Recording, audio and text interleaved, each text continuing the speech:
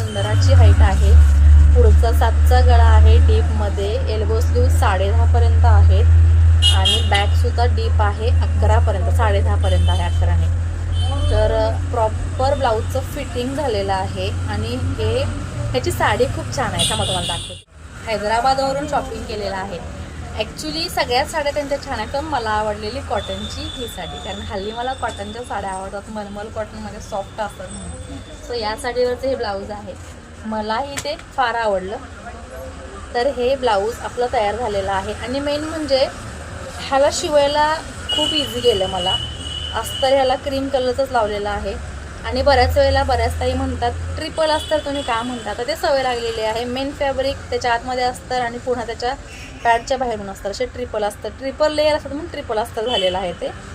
So transparent दिसतात ना, single अस्तरच्या आतमध्ये लावलं की, फॅब्रिकच्या आत पॅड आणि त्याच्या खाली अस्तर लावलं की ट्रान्सपरंट दिसतात. ह्याचा लुक बघा, अगदी जवळून जरी बघितला तरीसुद्धा ट्रान्सपरंट दिसत नाही. फिनिशिंग खूप छान दिसतं आणि ह्याचं फिटिंगसुद्धा खूप छान आहे. त्याचा पफ तुम्ही बघू शकता. जरी पॅड लावला नाही तरीसुद्धा मोठ्या साईजच्या प्रिन्सेस कटचा पफ हा असाच येणार आहे, प्रॉपर बसणार आहे. हे झालं पहिलं ब्लाऊज. हे बाजूला ठेवते. हे आहे नंबर 2 वालं ब्लाऊज. आता नंबर 2 जो आहे तो सुद्धा खूप सुंदर आहे. मस्त याचा कलिंगड कलरमध्ये आहे. रेड ऑरेंज थोडासा बेबी पिंक असा मिक्स आहे. कलिंगड म्हणू शकता तुम्ही. आमच्या कोल्हापुरी भाषेत कलिंगड म्हणजे पटकन लक्षात येतं.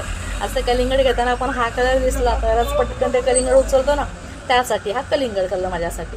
तर हे सुद्धा छान बसलेलं म्हणजे छान झालेलं आहे. डीप आणि ब्रॉड नेक आहेत. पुढे 7-7.5चे नेक आहेत. पाठीमागे 10-10.5चे नेक आहेत. हा सुद्धा कपडा थोडासा चिंचोळा होता, टोकडा होता. तर फुल स्लीव्स त्यांना हवे होते मात्र या डिझाईनमध्ये. अजिबात कॉम्प्रोमाइज करत आपले क्लायंट बरं का. ते बसो नाही तर नाही बसो तो तुमचा प्रॉब्लेम होता, म्हणजे माझा प्रॉब्लेम. तो मला हवा आहे डिझाईन म्हणजे हवा आहे. मग ॲडजस्ट करून थोडासा हा बसवलेला आहे. आणि त्याच्यामध्ये ॲडजस्ट करताना ह्याचे चेक्स बघा कसे आहेत. ते सुद्धा सेट झाले पाहिजेत, हे सुद्धा लक्षात घ्यावं लागतं. स्लीव्ज आणि बॅकचे चेक्स, स्लीव्ज आणि फ्रंटचे चेक्ससुद्धा इथे मॅच झाले पाहिजेत. सो हा प्रिन्सेस कटचा ब्लाऊज आहे. डीप नेक आहे पाठीमागे राऊंडमध्ये आणि एल्बो स्लीव्ज आहे. हा झाला नंबर 2.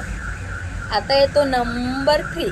आता नंबर 3चा जो ब्लाऊज आहे तो इतका सुंदर आहे, मला प्रचंड आवडला शिवायलाही आणि बघायलाही. ह्याचं रिझन सांगते. जसं मी तुम्हाला सुरुवातीचा ब्लाऊज सांगितला मलमल कॉटनचा, तसाच हा सॉफ्ट कॉटन आहे. इतकं सॉफ्ट कॉटन आहे ना की छान कम्फर्टेबल आहे. आणि यांना ह्या क्लायंटना ह्या साडीचा लूक अगोदरच फिक्स करून आल्या होत्या. ही फायनल